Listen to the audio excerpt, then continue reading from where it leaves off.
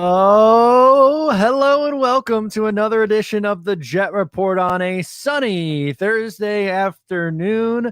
What is going on? I am Matt O'Leary hanging out with you. Normally, at this point on Thursday, this morning, we would have been transitioned. We would have been talking about this upcoming game. We'd have to move off the high of that Buffalo Bills game, but no game for the New York Jets this week. No game. So instead, we're going to be getting into Elijah Moore potentially moving into the slot. We'll do a Q&A as well, but I wanted to mention that I have another Versus game going. So if you don't know what Versus is, I will post a link down below in the description, but it's really fun. It's this cool social media app where you can answer questions and potentially win some cash along the way. So my question is, will Saquon Barkley score a touchdown against the Texans? Usually I do Jets questions, but no Jets this week, so figure out to go to the Crosstown Rivals. I will link it down below the game so you guys can play after the show. And without further ado, let's hop right into today's episode where Elijah Moore, Robert Saleh says Elijah Moore is going to be utilized in the slot more often, which I think is a big thing because a couple of different reasons here. Number one, obviously they've been having Garrett Wilson used in the slot a ton for the New York Jets, which is fine. I think he's obviously someone who's worked very, very well out of the slot, but Elijah Moore at 5'9", I definitely did not understand getting a ton of reps outside. Can he play outside? Yes, because he's talented enough to where he absolutely could play on the outside. But I don't love him being the permanent guy out there, essentially permanent guy, with Garrett doing most of his work in the slot. We'll pull up the numbers of comparison so far this year. Here's Elijah Moore's numbers and where he's kind of lined up. So if you see here, slot percentage, is it cut off? No, it's right here, actually. Slot percentage. Or if I scroll it over, that should make life a lot easier on all of us. So why don't we just do that? Now we moved over too far. See, it's a lose-lose situation here. Here we go. Slot percentage. 57.1% in week 9, 57.1 in week 8. So he's played it a little bit more the last couple of weeks. But before that, 32.2%, 21.7, 21.8, 20.0, 23.8, and 33.3. This is all this year. For on average, it's 27.6% in the slot, 72.4% out wide. Now, last year, he actually played just slightly more. I don't know if you see down here. Out wide was 70.8 versus 28.3 in the slot. So it's really, there's only been a slight change, but he's someone who I think at the collegiate level at Ole Miss, he was so dominant as a slot receiver. I don't know why you wouldn't do that. And I know that, again, I understand the argument with Garrett Wilson, taking over and coming in here in the slot and having a great deal of success from that place. But I don't know. Like Elijah clearly was not performing well and has not performed well outside outside on the slot because of the numbers he's put up. He hasn't given you a whole lot. He really hasn't. He hasn't had a catch since the Miami game. It's been a long time since he's reeled in a pass. It's crazy. And early on in the year, they really needed to get him going, but at least it was 49, 41, 49, 53 receiving yards. And then 11 against Miami. Nothing against Green Bay. Obviously, you have the meltdown. He sits. Week 7 comes back in week 8. Nothing. Comes back in week 9. Nothing. At least his snaps went up, but eventually, like, if you're going to keep this guy around, you got to play him, which is that's why I was a little bit, I guess, in a way, surprised that they decided to hold on to him and not trade him. If that's the case, if you're going to hold on to him, then you got to move him inside and try to get him involved in the game plan. I don't understand why he can't get a jet sweep. I don't understand why he can't get a screen pass to try to get things going. I think really it will open things up in this offense because right now, or this past week anyway, against Buffalo, you got a really good version of Zach Wilson because he was getting the ball out of his hands quickly. He wasn't holding on to the ball. There's a lot of one read, throw the ball, or one read, two read, throw. We know how much they like Garrett Wilson and Corey Davis. And I'm assuming Corey Davis will be back against the New England Patriots after the bye. With Elijah moving into the slot, with his talent level, you got to think that if Garrett first read's not there or Corey second read's not there, Elijah's going to find a soft spot in this zone to sit down and just get the ball. And if he starts getting in a rhythm and you start getting Elijah involved, that just takes this offense to the next level. I understand the frustration with him. I think he handled things absolutely awful with with what he said on Twitter and in the press conference after the loss to the Patriots, but he's here. You have to try to make the most of it. And he's a good player. He makes this offense better. So yes, I do think that he needs to get or they need to get him involved a little bit more. And I think them saying, hey, we're going to move Elijah into the slot and Garrett out wide, one, makes a ton of sense. We've been yelling about this for how long? And number two, is going to get him involved. So I am happy. Oh, overarching theme. I like this decision. Finally, probably should have happened a few weeks ago. But I would expect him to start getting more involved. And hey, the teams are going to start to try to take away Garrett Wilson. Just a couple of weeks ago, he torched New England. You think they're going to try to let him do that again? No, Bill's too smart for that. He knows. Bill knows the drill. He's going to say, I got to take this guy out of the game because that's how good he's been. So anyway, that's just my take on it. Let's get into the comments. Chris says, Matty, let's effing go. Love it. What's up, guys? How's it going? Christopher says, hey, Matt. Travis from Ohio. Travis, the legend. We love Travis from Ohio. He's a good one. I like this one from Zachary. He goes, who's going to win Rookie of the Week now? Or do they pass it this week? Yeah, I think they just fold up shop. They say, all right, Jets aren't playing, so we can't do it. How about that? That's absolutely something that you love to see. We'll pull it up. Sauce winning another belt. In case you missed it, we'll pull it up. Sauce Gardner won himself a belt. For a sixth consecutive week, Jess Twitter has secured the belt. Congrats, Sauce Gardner, on winning your third Pepsi Zero Sugar Rookie of the Week. Go off, good sir. Things you absolutely love to see.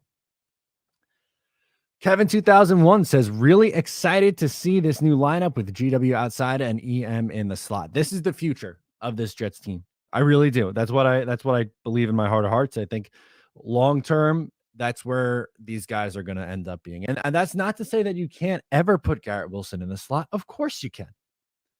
But he is a better all-around receiver, and I think has a significantly better chance of winning on the outside consistently than Elijah Moore does. It makes too much sense. Jersey Abrams, what's up, my friend? Says you're doing a great job. Keep it up. Thank you, my friend. By the way, tell the haters to pound sand. The Jets are winning the AFC East. Whoa, love that optimism. Now, earlier in one of these streams, we were on here talking about Josh Allen's injury.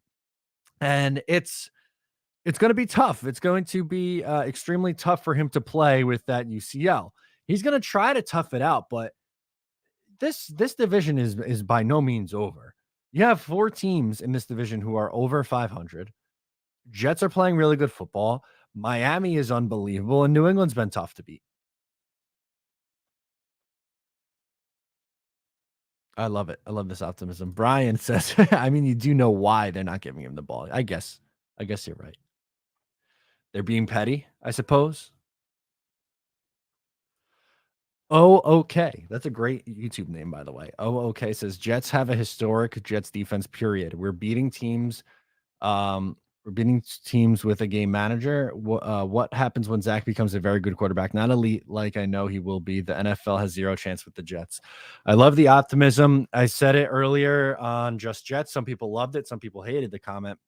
But if Zach plays like he did against the Buffalo Bills every week, the Jets are going to win a lot of football games.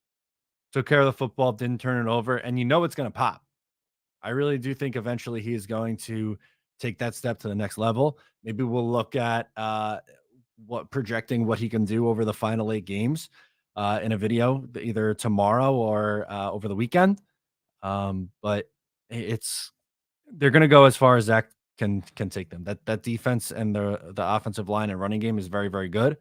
If Zach even just becomes average or slightly above average down the stretch, they are a very, very dangerous team.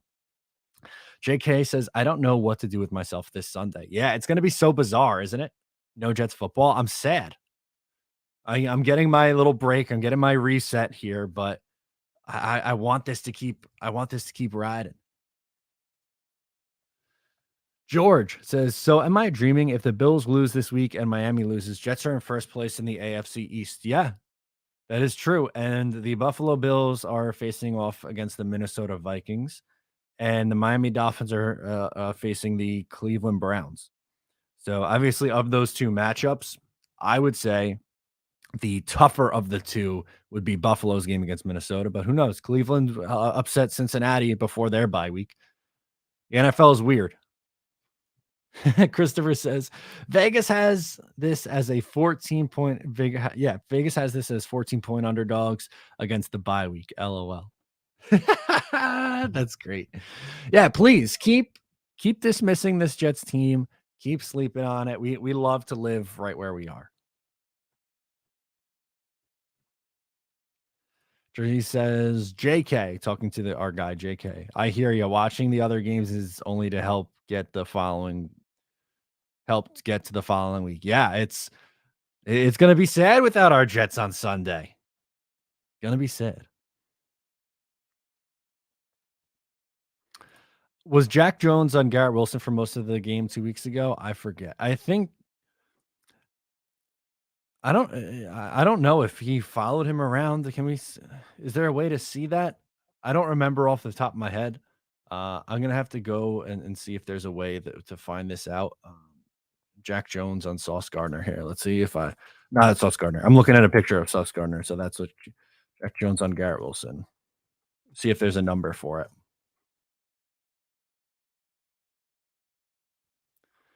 No. Yeah, I don't see it. I'll have to get back to you on that. Ricky says we will win the next 4 games. Well, okay, so let's see. The Jets schedule over the next 4 would be New England, then Chicago, and then is it Minnesota and Detroit after that? I don't remember off the top of my head. I know the next 2. Yeah, it's New England, Chicago, Vikings, then the Bills, excuse me, and then the Lions are after that. Beating the Bills twice, that would be a very pleasant surprise for me. I will obviously absolutely take that. But I think they get the next 2 for sure. The 2 after that, Vikings and Bills, is extremely tough test, but we'll see. Harry W, what's up, Harry? He is a member of the channel. You can join as well. Link is down below to join. Appreciate it. What's going on? We got the porn bot in here. We got to get that user out. Oh, we got a couple of super chats in here to get to. Thank you, guys. Chris says our Jets will beat the Pats and the refs on the road. Yeah, it was hard. It's hard enough to win games in the NFL, right? But when you also have to take on the referees, that makes life a lot harder. So I think the Jets do win on the road. I think they split with New England. The Jets were in that game and they lost 22-17 in a game in which their quarterback turned the ball over 3 times, and they were pretty uncompetitive on offense because of that. So I love it. 11-7 is what it is. 11-7. 11-6 or 10-7. I think 11-6 is where the Jets end up.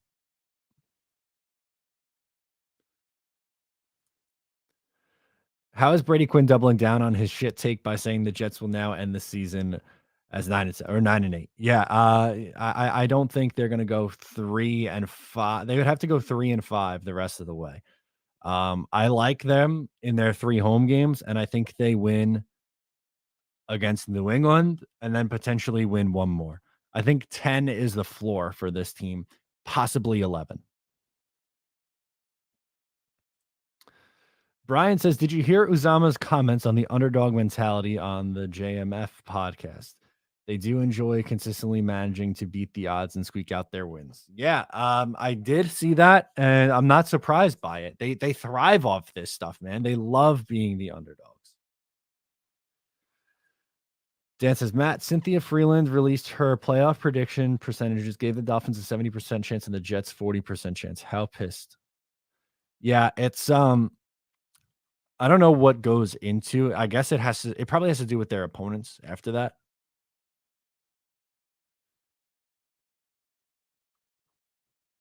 I think the Jets have they're both 6-3, so I think they both have a good shot. Christopher says, do you believe Brady Quinn just this week stated that they will only win 3 more games? I know that's no, I mean, yes, because from his initial take was silly, and then he doubled down on silly takes. That's okay. Again, I'll say it another time. Please keep doubting us. Okay, says saw this morning the game that the Jets were getting bad calls with the refs, and Sean Green ran the ref dead over. Love being a Jets fan. I don't remember that one off the top of my head. When was that from? You might have to refresh my memory. Kevin 2001. Here we go. We got some insight on the Jones. I found Jack Jones only played 50% of the Patriots defensive snaps that game, so he probably wasn't on GW too much, but I'm guessing they're going to put him on GW more to try to slow him down. Yeah, I think they're going to try to put a focus, maybe even double him or give safety help over on that side, shading it that way. That wouldn't be too surprising.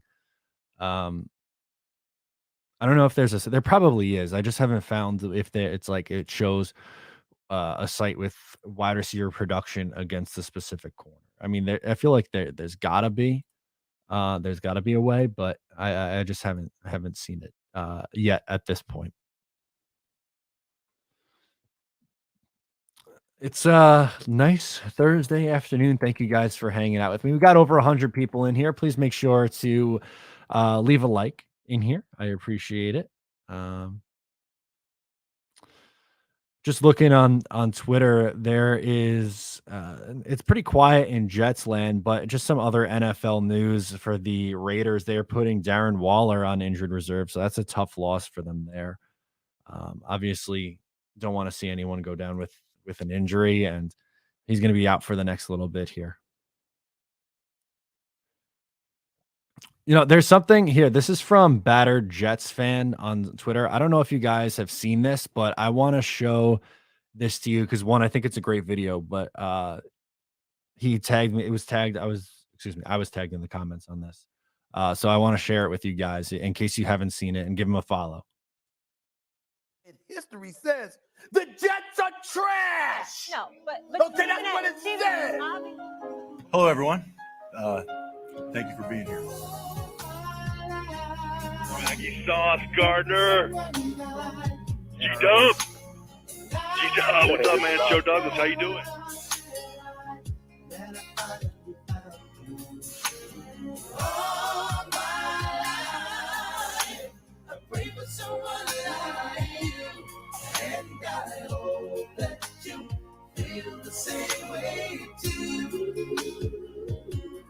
Yes, I pray that you do love me too. I'm telling all that I'm thinking of.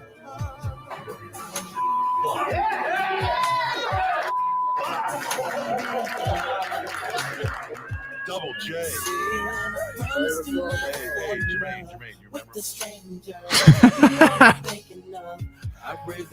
This is great. What's up? Joe Douglas, man. How you doing? Dude, we got another weapon. That made me laugh this morning, so I wanted to share it with you guys. That's fantastic. How are we feeling about Joe Douglas? Let me know in the comments below.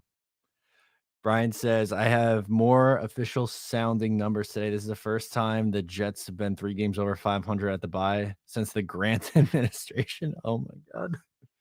Oh, God. It goes, okay, fine. You called me. I made it up. That's fantastic. Chris, I don't know, man. The funny thing is I've got a few draft questions this week, and I said it either last week or the week before. I know so little about the NFL draft this year. I think they're currently picked 26, which is wild. We talked for years and years and years about top 10 picks.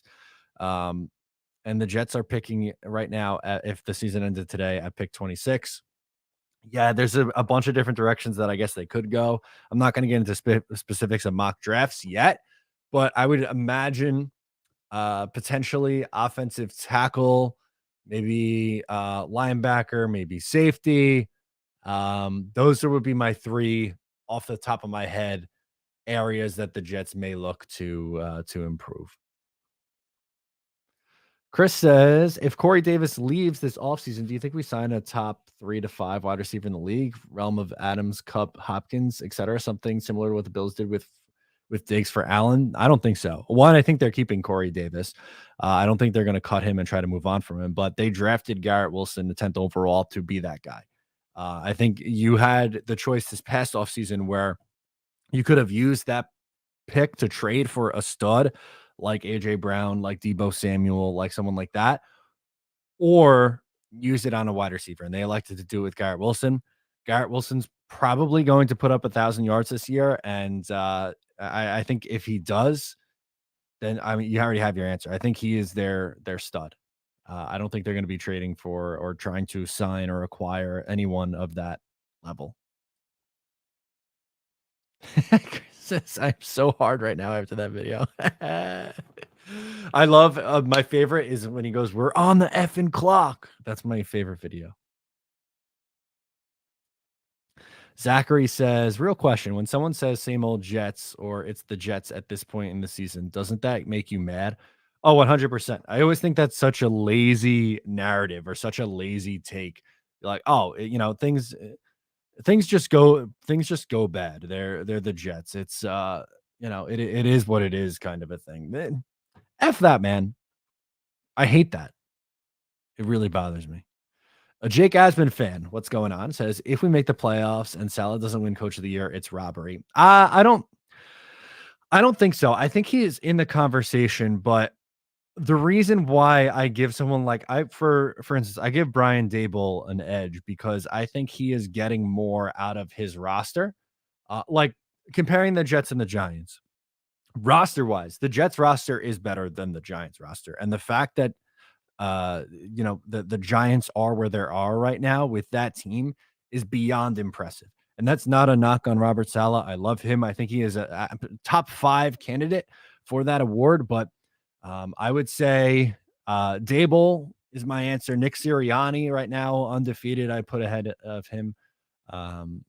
Potentially O'Connell with the Vikings. But then Saleh's right there after that. So I don't think it would necessarily be robbery. I think you can make a case for it, but I think it's Brian Dable's award. I like this one from Indiana. He goes, when Zach has his big breakout game, it will be Elijah Moore leading it. There you go. I'm working on a video for you guys. I'm not going to show you the numbers for it yet because I'm still ironing it out. I'm going to do a video where I predict what Zach Wilson does over the last 8 games and give you like what I think he could end up finishing with. And I think his big breakout game is going to be against the Detroit Lions. They give up points and yards like it's their job, like it's going out of style. So if you're circling one where you think he could be pretty good, that's the game that I'm looking at.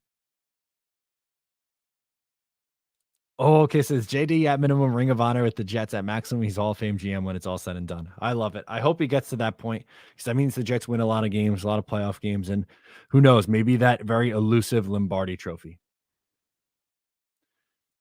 Ronald says, can Elijah play the Y back like similar to what they do with Debo? Yeah, I mean, there's plays where he did it at Ole Miss. I'm not saying you have to necessarily use him to the extent that Debo Samuel is used with the 49ers because he ran the ball a lot last year. This year, I don't think he's running the ball as much as what he did. Here, let me see if I can pull it up for you. Yeah, I mean, he's only had over the last few weeks, he had 1 rush against the Chiefs, and then 2, 2, 2, 5, 4, 8 in week 1. But he's really not running the ball a whole lot. But can you have Elijah lined up in the backfield once or twice a game and, maybe occasionally you hand it off to him? Yeah, I don't see why not. JK says, thank God we never went after AJ Brown. Him and Elijah would be tweeting constantly to each other. Oh, to free each other. Oh, God. Yeah, I'm happy with how things turned out. I am. I would have been okay with trading for a big receiver, but once they decided they weren't going to do that, I had Garrett Wilson circled at pick 10 for a while, and I'm glad that's who they ended up pulling the trigger on. Yep, Kevin 2001 says Sirianni is going to be high on the coach of the year list as well. I agree. JK says McDaniels. That's another one. That's a guy who I forgot. He would also be on that list. Dan says, do you think Mims can be a potential replacement for Corey Davis? I feel like he's starting to prove himself in recent weeks. I do. I absolutely do. I think the future of this Jets team, like longer term future, is Mims, Moore, and Garrett Wilson as your wide receiver trio. And who knows? I know it was mentioned earlier about potentially moving on from Corey Davis after the year. I don't think they do, just because of how comfortable Zach Wilson is with him. But um, I think they're going forward. I think it's going to be Denzel Mims taking over for Corey Davis in that role because they don't have another big body guy who can go up and high point the football. Soldiers of God says, great point, Matt. Would signing Linval Joseph, I think I spelled its name right, after the injury at defensive tackle. I personally wouldn't sign a defensive tackle. Not that Joseph isn't a good option, but how I would mitigate the Sheldon Rankins injury and how I would go about, putting some things together now. I would move John Franklin Myers inside more often, and that would open up opportunities for Jermaine Johnson and Bryce Huff playing at edge then at that point. So obviously they also like Solomon Thomas and Nathan Shepard. So you can still at some points have JFM on the outside, but I would have him play inside more and then give more reps to Huff and Johnson. Timothy says Moore in the slot was a great move. Let's be honest, it's his best position, 1000%. This was overdue. Adrian says Quentin Williams for most improved. He's been great, man. He should get all pro votes. There's a really good chance I think that he's an all pro. Yeah, good point here from Brandon. It says Debo's like 230. If Elijah ran the ball as much as Debo did last year, he'd be dead. No, yeah, he can't run it that much, but every once in a while, I think you can hand them the ball.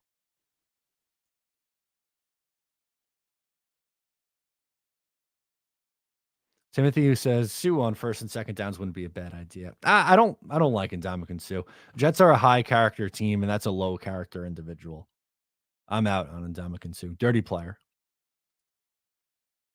Brian says we could all use more. Yeah, give me more Elijah Moore. Dan says, I think moving Elijah over to slot and playing Garrett outside and Corey Davis / Mims, who do you cover? That's a great point. Someone is going to get open. I think this move opens up the offense and unlocks Zach. You're preaching to the choir here, my friends. I agree with you. I don't think that's you're going to get me to disagree or anyone to disagree. Good point from Christopher Sullivan. Says Jonathan Marshall's time to shine. Give him a chance. Yeah, they like his athleticism. That's for damn sure. Chris Prada says OBJ to the Jets. Not saying I'm for it. Or not, but how would you feel about it if that did happen? I don't think it's necessary. I think the Jets wide receiver core is good. I like the wide receiver core. I don't think there's a reason to add a wide receiver. He's a good player. He can at times be a headache, and I don't think the Jets need any more mouths to feed. Timothy says, I'm actually surprised how well Shepard has played this year. He's been okay. He's been fine. Soldiers of God agrees with me. He says, damn, that sounds better with JFM and Johnson and Huff on the outside. You win. You're on fire. Yeah, I again, not a bad idea. If you want to add, if they did end up adding him, I would say I understand it. But how I would personally want to go about it is I would have, stick with pretty much the guys in your rotation that you have and just move Franklin Myers to the inside as an inside rusher. Timothy says Huff and Jermaine need more snaps. 100% agree. This is also true from Zachary. I forgot to bring this up. Michael Clemens did play a little DT in the preseason, so you can utilize that as well. Don't forget, leaves one-on-ones with the tight ends. Yeah, and tight ends are a young quarterback's best friend. Tyler Conklin's sneaky good. And Uzama hasn't really been involved in the passing attack, but we know that he's a reliable veteran as well. Anthony G is hanging around with us as well. Says, "What's up, Jets fam? A bye week where we aren't talking about the draft or hating on our players and talking about how we need to turn it around. I don't remember there could be a good bye week like this. I didn't remember there could be a good bye week like this. Yeah, it's been a long time coming for Jet fans. We deserve this. We deserve the week to just take it all in, and then a huge matchup against the New England Patriots, who you lost to. The young quarterback looked really, really, really bad against. Bounce back spot, revenge spot on the road in New England. Sign me the hell up for that. The Jets are playing meaningful games in the second half of their season. They're in a playoff spot right now. Times are very, very good.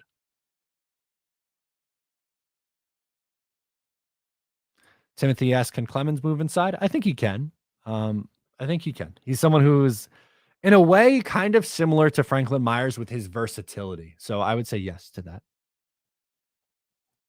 I like this one from Brendan. Says, Uzama and Mims are the best skill position blockers on the team. Yes. Add in Corey Davis as well. I would say those three are very, very good run blockers. Andrew asked, what do you think ultimately happens with Elijah Moore? Trade at the end of the season or a happy marriage? I am rooting for them to iron things out, and that's what I'm going to stick with for right now. I think it's he's too talented, and they like him too much for them to just completely give up on him. I hope the relationship is salvageable. Dan says, I kind of just want to fall asleep until the Patriots game, but then I would probably struggle to pay the bills. I'm with you there. It's I want to snap my fingers and be able to watch the Jets again, right?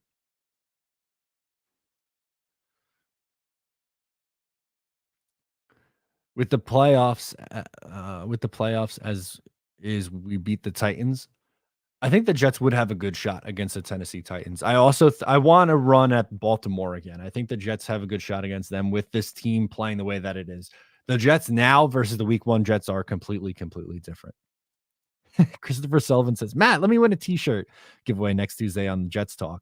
As you know, I have very little to do with that. I just hold up my fingers. I put up how many fingers, green beans crossing out the names. I'll do my best. I'll put in a good word for you. How about that? AR Stab says, I'm an OSU Jets fan, and it's not the same as losing to Michigan, but a lot of Jet fans won't truly believe in Zach until he beats the Patriots. That's a big stepping stone, right? Divisional play is huge for this team, but beating the Patriots matters to this Jets team. That's a really good point. No, it's not on the same level as Ohio State, Michigan, but it's a big rivalry, and he's been embarrassed. The two times they played the full game, I won't count the game that he got hurt, but he threw 4 picks and 3 picks in the 2 times they've played. He's got to improve. Timothy says, with Moore in the slot, he will get more balls and most likely be quiet. I'm kind of with you on that. What's up, Matt? Just checking in, brother. Such a good feeling about this team. 6-3 feels so good.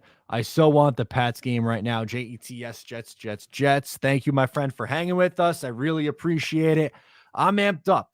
I'm ready to go. I want the Patriots. I wanted to beat them so bad just a couple of weeks ago. I kind of like that they play them again so quickly because that one's still fresh in your mind. So you have a huge win against another divisional rival the week after, where your season really could have went off the rails if you let that performance against New England really linger. They didn't. And then they get the bye week, which gives them an extra week of preparation. I love it. Thank you to schedule makers on it. Unfortunately, you still got the Patriots, who are also on the bye. So it would have been nice for the Jets to have an advantage, but I'll take my shot.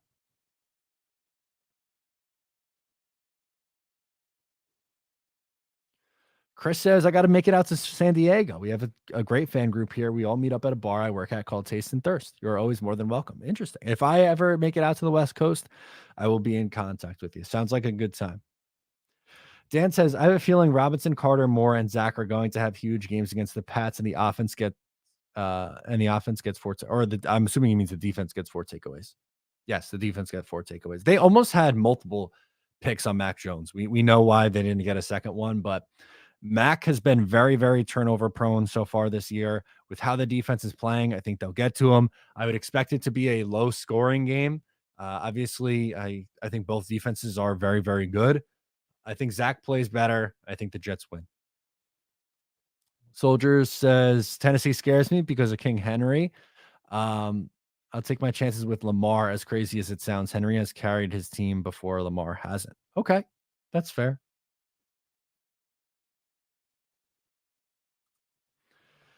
Anthony G says, I wonder if we beat the Bills if we had beaten the Pats. Oh, I wonder if we beat the Bills if we had beaten the Pats. Okay, I see what you're saying now. Feels like if Zach got away with the poor play and we won, we may not have cleaned up what we needed to. Yeah, it was night and day, the offense. Like, the offense really changed. I give a ton of credit to Zach and Mike LaFleur for turning the thing around. I think that's a really good call, Anthony. Sad topic, but if Reese is here, you think we get to 11 wins with ease? I think I would say yes. It does make a difference. JK says, Salah and Zach have to have this Pats game circled. They know how much this means to the fan base, but they also know we are the better team. Amen. V-Man says, what's up? Any special spirit saved for if the Jets make the playoffs? I don't know what I'm going to do. I haven't decided yet, V-Man. If you have any suggestions, please let me know. I like that idea.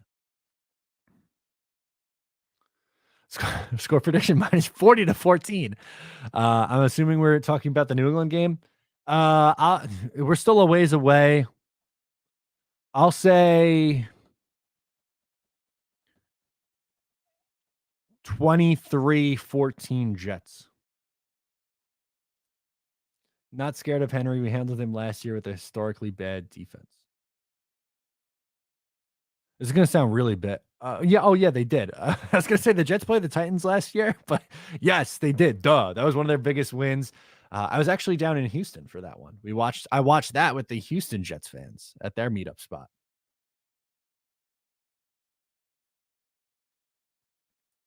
Noah says if Zach doesn't step up after the season, we should trade next year draft capital for already proved quarterback and make a Super Bowl run. You have 8 more games to see if Zach can do it. We could have those conversations after the season. AR Stab says if we beat the Pats, fans will still complain because then the narrative will be we could be the 1 seed if we didn't lose the first time. Yeah, you're going to always have those people. Look, the game's not played on paper. Are the Jets the better team on paper? Yes.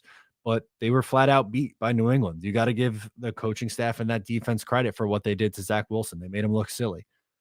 They get paid too. So I'm with you there. Oh, V-Man says, how about Gentleman Jack? I do like Jack Daniels a lot. So maybe, and Gentleman Jack's obviously pretty nice. Fine liquor if I say so. Okay. That sounds like a plan, V-Man. I'm in.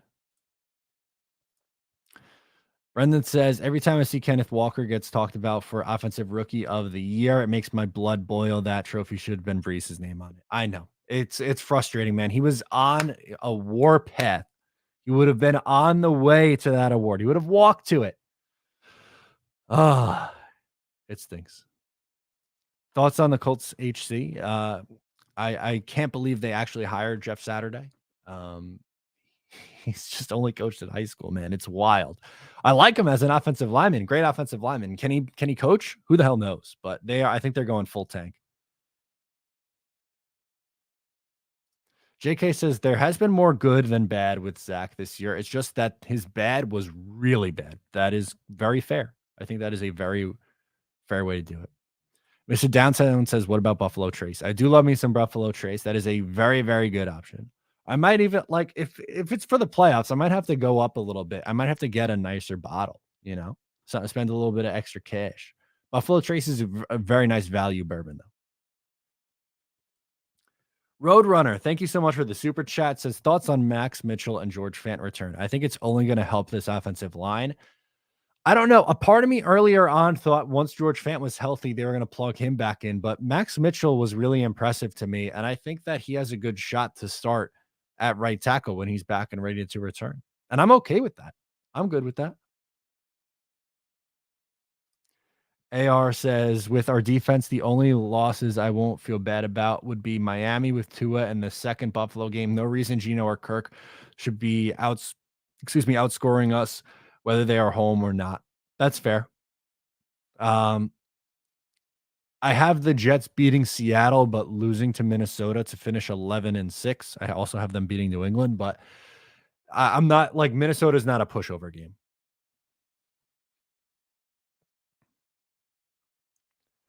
Jet Super Bowl, what drink you want? I'm going like Don Perignon champagne, like a very nice, a very expensive bottle of champagne. Easy.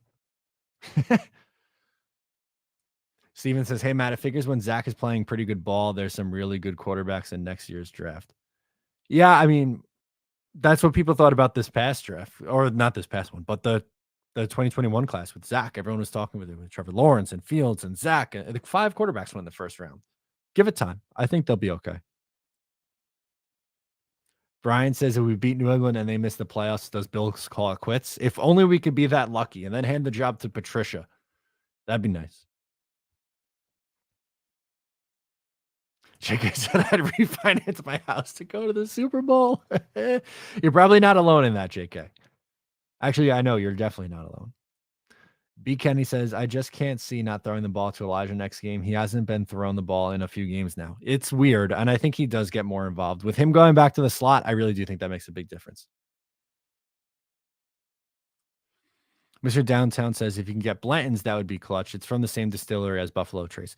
See, I've heard really mixed things about Blanton's. I've never had it before, but from a lot of like bourbon enthusiasts that I see on TikTok, and I don't think I'm a bourbon enthusiast in any sense of the word. Like, I feel like people either love it or hate it. There's no middle ground with it. I will eventually get around to trying it, I think, but I have heard that it's a little bit overrated.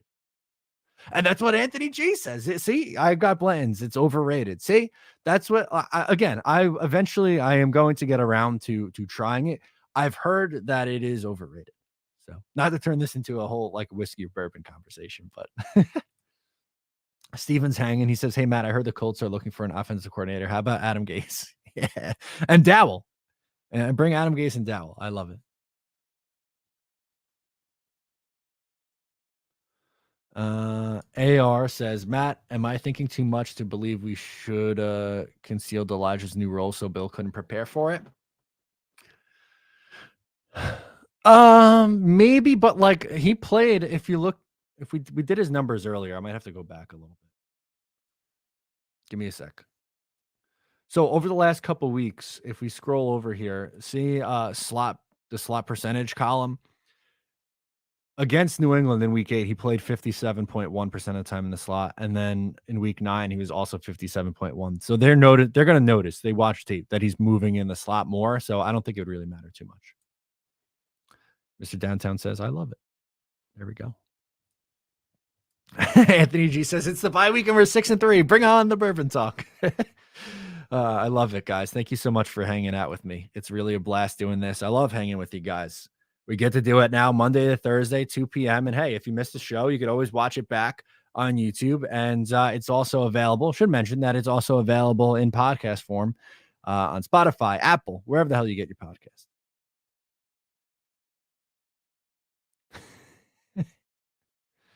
Dan says, is it weird? I'm pretty sure I saw Sam Darnold pumping my gas at a Wawa. Poor Sam. He's back this week. No? Give Ursay McCagden's numbers. I think he's still available as a GM. Where is Mike McCagden? He's got to be drinking Dunkies somewhere, right? Dave says, Matt, Dave, what's up, man? More moving back in the slot mean less Barrios. There hasn't been a whole lot of Barrios in the receiving game. He's been more special teams this week. JK, you are far too kind. He says, for the whiskey. You guys are the best. Love you guys. Really appreciate it. Thank you, my friend. Steven says, Matt, you do tremendous work. You make us Jets fan proud. Thank you, guys. I appreciate it. I really do. Dre says, big Jets second half, 12-5 to finish the regular season and 4-0 in the playoffs. Love this positive momentum, baby. Love it. I think that's the perfect way to end, with some positive momentum right there. Thanks for hanging with me on another episode of the Jet Report. We talked Elijah Moore today. More content coming over. Thank you so much for tuning in. I'm Matt O'Leary. We'll catch you next time, baby.